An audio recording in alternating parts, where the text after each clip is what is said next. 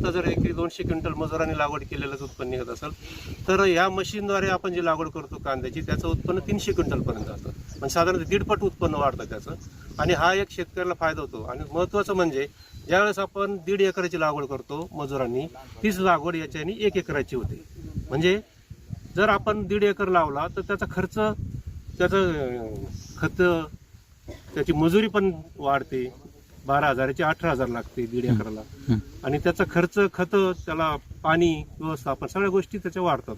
आणि या सगळ्या आपल्याला 1.5 पट कमी होतात.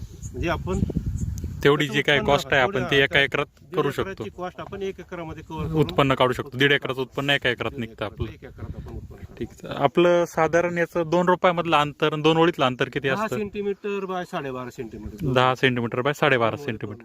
आणि एकरी रोपांची संख्या किती बसते? 2,40,000. 2,40,000. ठीक आहे. म्हणजे जे काय आपलं